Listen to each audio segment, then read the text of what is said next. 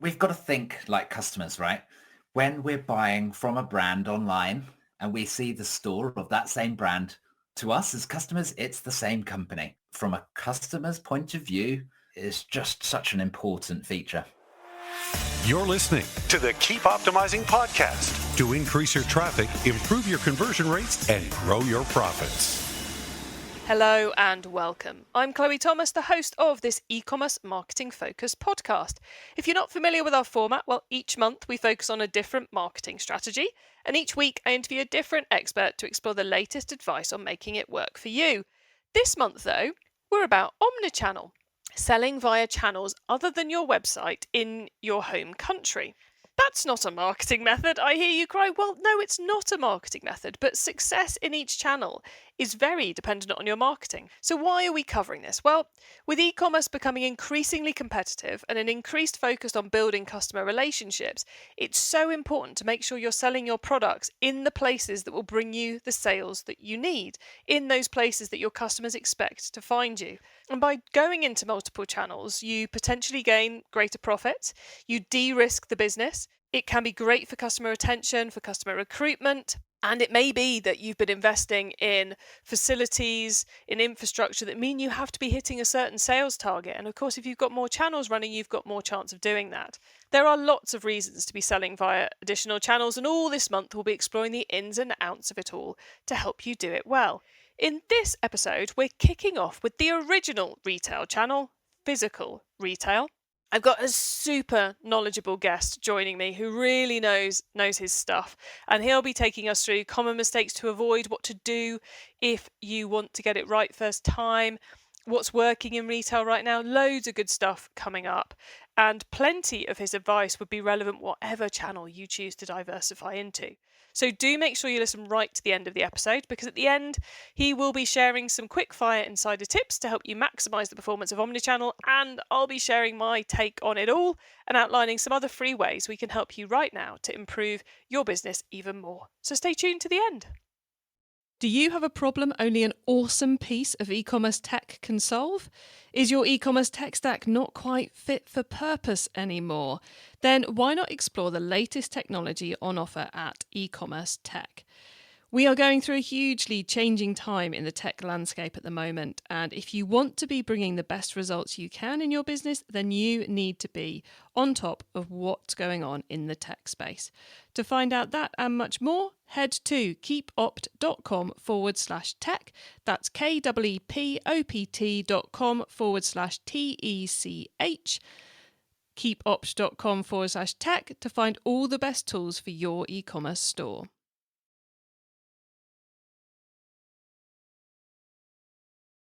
In this episode, I'm chatting with Omnichannel expert Oliver Banks.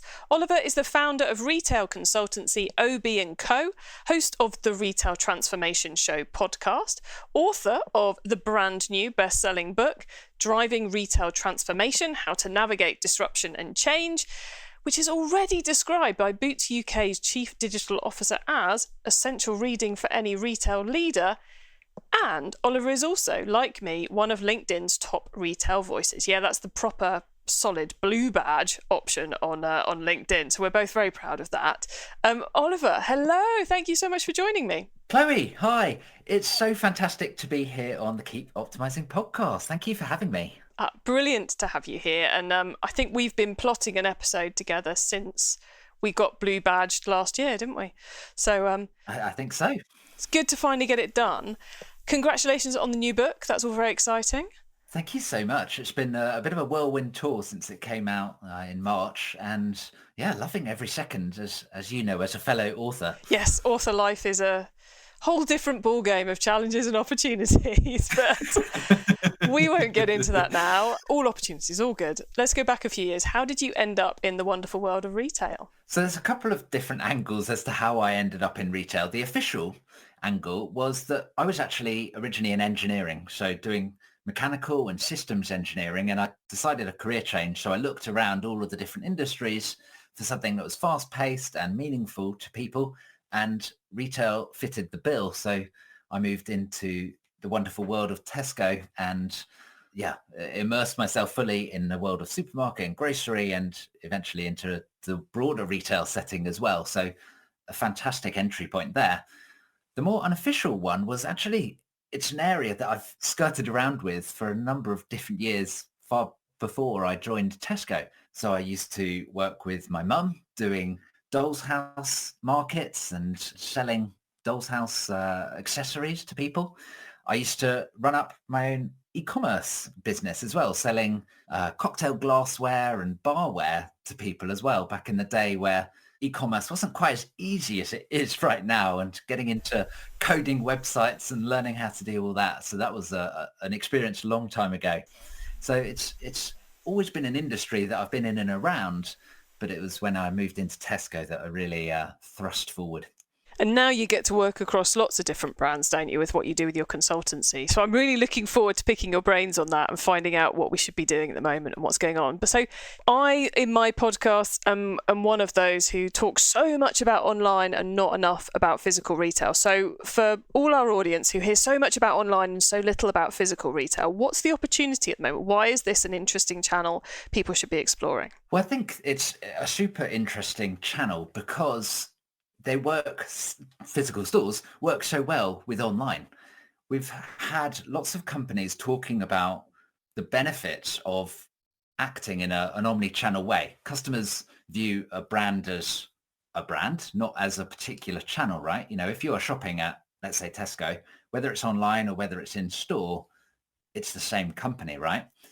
And what a number of different retailers around the world have noticed is that omni-channel customers are more valuable than single-channel customers, for starters, which is fantastic. So people buy more and they buy more frequently. And my theory is that they'd also recommend and talk about the brand much more than they would for a single-channel business. And we've also seen some really interesting results from companies like Next, for example, where when they open a physical store in a geographic location, they see online sales boosting in that same geographic area, which is a fantastic opportunity because a customer may never even enter that shop, but they're still becoming more aware of the brand, becoming more involved with the brand, and ultimately becoming a customer, a stronger customer as well. They really do work so well hand in hand, don't they? The physical and the online space. I would caveat it with, if you've got a decent brand story or a good reason, set of values, objectives, if there's a good core to your business, it will work. If there isn't, then you're just duplicating problems, aren't you? Yes. So understanding the role of the store is really crucial. And that's going to define what it is that your store does and how you present it to customers. It's going to change what sort of store strategy you want to go for. So there's a number of different ways, for example, that you could go into physical retail, whether it's through opening just perhaps a single great big flagship, like companies like Gymshark have done recently. Or it could be around opening pop-ups, for example, that are there for maybe a day, maybe a week, maybe a few months. Or it could, of course, be going full in and opening up a nationwide chain of stores like we've seen lots of other companies doing as well. Or, of course, all of the above. And you could take a bit of a hybrid approach to that. You mentioned pop-ups there, which is, as a marketer, is obviously the version of physical retail I'm most fascinated by because they create so much noise and excitement around the brand. I always think, and please tell me if I'm massively off the game with this, that a core part of any good pop-up strategy is buying correctly, as in buying your pop-up space correctly and getting that for the right price. Because it's short term, you should be able to get a crazy good deal on your square footage, and that's going to be 50% of your success. Obviously, you have to have a good concept, good product, good marketing, etc. But is that negotiating with the landlord a super important part of the pop-up piece? Well, I think it is. It's, there's a huge amount of effort that goes into making a pop-up, particularly if it's a super short pop-up, like a one-day special, like we've seen some big companies go after more recently. I think if we're thinking about finances there, actually for a one-day pop-up, there's no way that store is washing its face in as much as, by the time you've got all of the planning and the strategizing, you take all of those sort of total hours of effort and all of the cost that goes into that. By the time you play that out, there's no way, like I say, you're going to turn a profit on that. So it's very much a marketing activity to say, actually, how do we activate the brand with a very particular set of customers in that geographic area. You're not going to travel halfway across the country for a one-day pop-up, or maybe you will if it's a super exciting brand that you're hugely passionate about. Probably one for further discussion. But it's actually, how do you then turn that and how do you maximize the use of that? So ensuring that you're all over social media, for example, and sharing a lot about that. We've seen companies like Shein, actually, like them or not, do that effectively to boost that up. We may have to get you back to do a pure pop-up episode at some point in the future. So I just dived us into pop-ups. What's working? What's the best strategies in retail at the moment? Is it the flagships? Is it the pop-ups? Is it going to market stalls? Is it long leases and store expansion? What seems to be in vogue? What's working for people at the moment? It depends is my answer on that one. Sorry to thought it might be. But let's just think of some of the factors that play into that, because first things first, what category are you in? It really makes a huge difference. Categories like grocery and food are still hugely offline sectors, and overall that whole sector accounts for a significant portion of the retail sector overall. So if you're in that sector, actually offline is going to be important, and it's going to be important to be conveniently located for your customers. So again, people are not going to travel significant distances for a weekly shop, for example. But other categories are very different. So it really depends, what is it that you want to be doing? Going back to what I was talking about, the role of the store. What is it you want to be doing? How is that customer mission going to be completed? Is it the type of store that you're going to want customers to go to on a regular basis? If it is, then you're going to need that broad network of stores closely located. We see that in the US with Walmart, who have, of course, perhaps out of all retailers in the whole world, the best store network in terms of proximity to, I can't remember the exact stat, but it's very close for, let's say, 90% of US consumers. That's going to be important if you're wanting regular visits. If you're wanting that irregular visit, it's perhaps a passion-based category or product or role that you want, then again, you can have a bigger flagship that people will travel to, and that could be fantastic. And we've seen, like I say, lots of different companies doing some fantastic things. And you've got companies, again, picking out some of the big companies that people will be familiar with, companies like Nike, who take their flagship stores and they add in all sorts of additional services, such as, designing your own trainer, for example, or customizing products in other ways, that actually, if you're a passionate brand advocate, you will travel that distance to be able to access those unique services. It's sort of money can't buy opportunities that these flagship stores can open up. And again, really fantastic opportunities if you know what you're doing and why you're doing it. If you're not clear, it is a very easy way to burn a lot of money very quickly, by the way. Yes, let's dwell on that mistake piece for a moment. Obviously, not having a plan is a pretty big old part of the things to avoid before having a go at physical retail. What else would be, I guess, on your list of common mistakes or things to avoid that you see people doing? Well, let's just firstly think about that not having a plan just for a split second, because it's very easy to look at other retailers, maybe direct competitors, maybe in other categories, and think, oh, well, they're doing amazingly. They're talking about the success of stores or any other initiative. Just say, oh, I'll do some of that as well, please. That's a recipe for disaster, in my opinion. So keeping up with the Joneses is definitely not a mistake we want to be making then. So what other mistakes do we want to be avoiding? So I think we really need to go back to basics when we're thinking about using our physical stores and thinking about omnichannel. Aspects like having clear alignment and consistent pricing and promos between your physical stores and your online channels is so important, because you don't want to be, let's say, taking a customer from online, they've seen a great price, they want to go into store to just touch and feel a product or ask a question, and then suddenly it's 5% more expensive, or actually that promotion that I wanted to get doesn't exist, and store colleagues can't access it, and it's just a recipe for disaster, things like that. We've also got, of course, stores, the obvious omnichannel proposition is around click and collect, right? So actually, how does that work? Is it seamless? You've got companies like Screwfix and Toolstation here in the UK that are offering click and collect, picking from stores where your order can be ready in 1 or 2 minutes. That is a fantastic proposition rather than perhaps, there are certainly some other companies that I can think of that this is incredibly slow.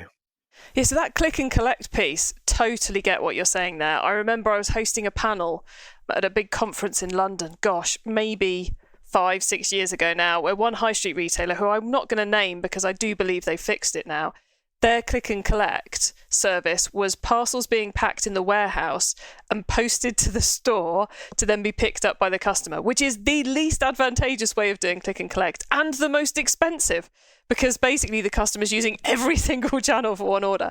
So yeah, definitely requires some thinking through. So we had about getting consistency across the channels. We had the click and collect piece. Have you got one more common mistake we need to avoid? We've got to think like customers, right? When we're buying from a brand online and we see the store of that same brand, to us as customers, it's the same company. So when we want to then return that online order into store, we've got to be able to do that. A, we've got to be able to do that. And B, it's got to be simple and seamless, right? We don't want to be having to jump through a million hoops because we've ordered on one channel and we're returning to another. That, from a customer's point of view, is just such an important feature.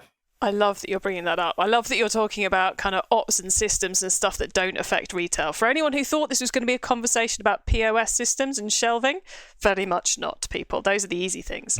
Okay, let's move on from mistakes, Oliver. You've mentioned about how there's a lot of cash being invested in a physical store. There's a lot of time, a lot of planning invested in it. I think a lot of people have that kind of fear that it's an asset they're paying a lot of money for. It's a channel they're paying a lot of money for that only really washes its face and makes some money on a Saturday. So how can we be clever about how we use that investment to do things that aren't directly handing a bag to a customer and taking some cash off them in return? So there's a couple of different thoughts here. So firstly, let's look at a company like Apple, right? Who arguably have some of the most fantastic stores around the world. And they're absolutely packed, as I'm sure people can recollect and perhaps even experience, right? Some of those stores will not be making a profit on a daily, weekly, or even annual basis, right? But it's a brand investment. It's an investment to say, actually, this is who we are as a company. This is what we're standing for. And this is how you can engage with us. And we're building that brand loyalty. Overall, by the time you take in that love for the Apple brand in this instance, or any other brand, that pays dividends hugely. So that's the first big opportunity of thinking about a store bigger than a simple store P&L, let's say. The other factor is, how can you really drive lots of value from the proverbial four walls of the building? So it's a great place for accessing brand experts, real deep product knowledge specialists. They understand the customer, they understand the product as well. And how can we use that? You've got companies like Currys, for example, and plenty of others as well around the world that are being able to connect their online customers to their physical store colleagues to be able to say, if you've got a question, let's connect you to someone in a store that could perhaps hold up the product to the camera and give you a short demo or explain a particular feature. And that can be so engaging. It puts the customer directly in touch with those experts that exist in the store already. You also have got this fantastic setting for creating content as well. We're, of course, very aware of the rise of social media and all of the different channels there. Live shopping as well is another big opportunity. And again, you've got the experts, you've got the product, you've got the setting. Let's use these pieces to create something much bigger than the whole, where 1 + 1 is bigger than 2, right? So I think there's a fantastic opportunity for really understanding what's sitting at the heart of stores and putting that together to create more than just sales or perhaps even returns, right? I love those tips, Oliver. So cool. Is there anything we've missed that we should tell the audience about before they dive into retail, before we go into the insider tips round? So I think what we haven't touched on is actually around endless aisle. which again is a big opportunity. Not all stores can carry the entire range for physical space constraints, right? And actually, how are you presenting that to the customer? We've seen lots of companies putting up digital screens, for example, that in my experience, they're just not used, right? No one goes up to a digital screen and starts interacting with it.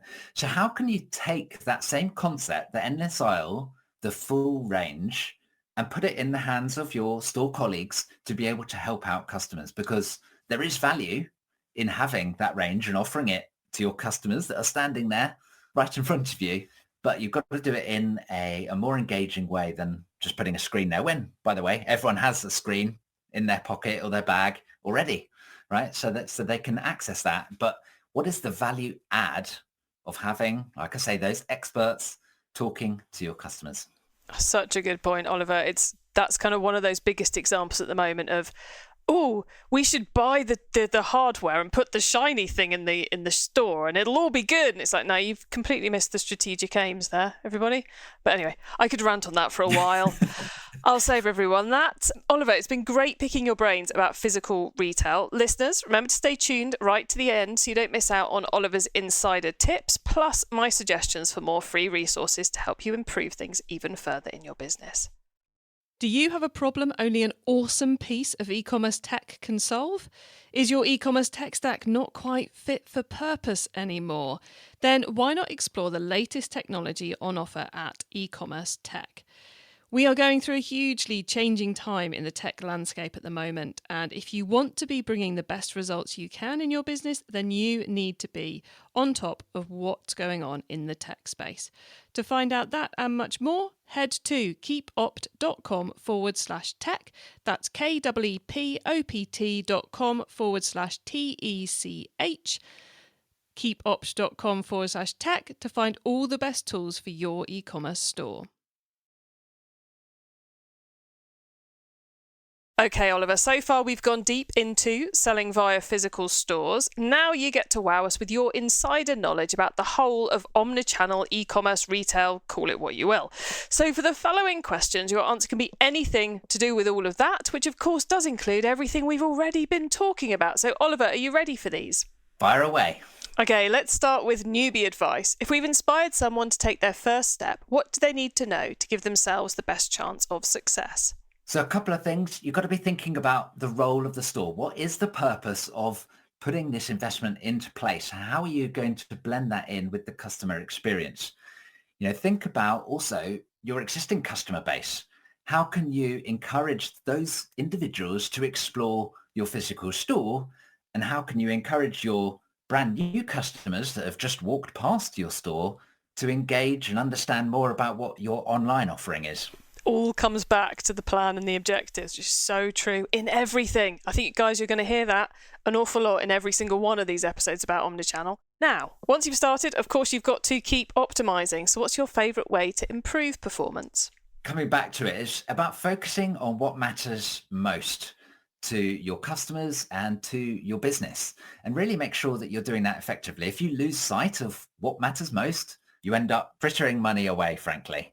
So really, depending on what your category is, depending on what your brand is, what you want to be doing, back to the role, think about using this as your guiding light to say, well, this is what we need to keep optimizing. Love that. Yeah, focus, focus, focus.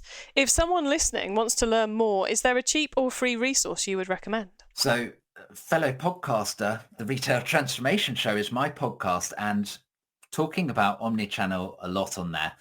A particular episode that I thought everyone might enjoy is episode 262, which is all about exploring the differences between omnichannel and unified commerce as a starting point. You're going to have to quickly give people a definition of a unified commerce for that one, Oliver. Sorry.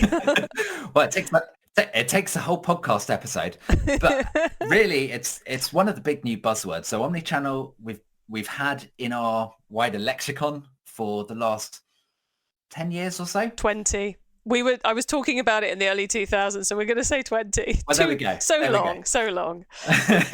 Unified commerce has started to come out more and more in recent events and in sort of expert articles.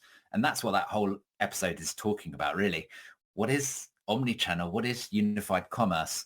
And very quickly, they're the same thing, but it's important to think about this whole topic from the customer proposition point of view, and then the back end plumbing point of view. How is the operation working to support that customer proposition? How are your systems set up to support that customer proposition? Ooh, nice. I may well have to go and I'm going to go and add that to my playlist, because that is it's a good one. Thank you very much for that recommendation too, Oliver. So what was that episode number of what show? That is the Retail Transformation Show, which you can find in your favorite podcast app that I'm sure you're listening to right now. And it's episode 262, number 262. There we go, everybody. Go and have a listen to that after this. And finally, it's crystal ball time. What's coming up in the next 6 to 12 months that we should be getting ready for? Well, we touched on it earlier. Social commerce is a huge opportunity, and we've seen massive increases through the likes of TikTok and live shopping. And I believe those are going to grow even more. And I think there's a big opportunity to bring that social commerce into physical stores through elements like we spoke about around content creation, around accessing the experts that are in store that truly understand customers and are talking to customers day in, day out. And physical stores, in my view, present a fantastic opportunity to bring this expertise, the knowledge, the passion into the wider world through social commerce. Love it. Thank you so much, Oliver. It's been awesome catching up with you. Before we say goodbye to you, though, can you please let the listeners know where they can get in touch with you and your business? Well, I'm on LinkedIn. My name is Oliver Banks, and I thought listeners might also be interested in my book, which is called Driving Retail Transformation: How to Navigate Disruption and Change, which is available in all the usual places that books are sold, Amazon, your local bookstore, etc., etc. Or you can find out more at drivingretailtransformation.com. Nice. And yeah, definitely worth checking out Oliver's book if you are thinking of getting involved in the retail space, because it's going to help you get it right first time rather than making all those many mistakes that people make. Oliver, thank you so much for coming on the Keep Optimizing podcast. It's been brilliant finally getting to catch up with you on this podcasting format. So thank you so much for sharing so much with us. Well, it's been a real blast, Chloe. A fantastic conversation. Thank you so much for inviting me on. It's been a real pleasure. What a great way to kick off our little month on omnichannel selling, not least because so much of what Oliver was recommending there is going to stand you in good stead, whichever one of the channels you're choosing to grow your business into. You always have to know why you're doing it, how it's going to help the customers, what the customers expect, what your plan is. Work out all those key things before you do anything. And a lot of his, those mistakes he was saying we should avoid, they count for marketplaces, they count for wholesale. A lot of it is very, very similar. So a really good way to kick off Omnichannel Month. And interesting how much of it's about getting the systems and the processes in place, not just a pretty shop with the right products in it. You can get the links to all those things we discussed, the full transcript of the episode, important notes and more at keepoptimizing.com, or use our special direct to episode short links. Just put keepopt.com/episode number into the URL bar and you'll be redirected straight to the correct episode page. And when you get to the website, you can also add yourself to our email list so you don't miss out on any of the other things I share to help you improve your business. Thank you so much for tuning in to this episode of the Keep Optimizing podcast. If you've enjoyed this episode and want to continue learning about omnichannel right now, then you could listen to the podcast episode that Oliver recommended. You can also get into marketplaces, which is the other channel we've covered in a lot of depth on the show before, by scrolling back up your feed to episodes 115 to 117, where we did 3 episodes last year on marketplaces. You can also find all our omnichannel content via the short link keepopt.com/omnichannel, where we've pulled together past episodes that touch on this topic, and you'll see the rest of this month's content going live there as it launches. Please do tell your fellow marketers about the show, because I want to help as many marketers as possible to improve the performance of their e-commerce marketing. Have a great week and make sure you listen to the next episode so I can help you to keep optimizing your marketing. Access everything Keep Optimizing at keepoptimizing.com. That's with an S, not a Z.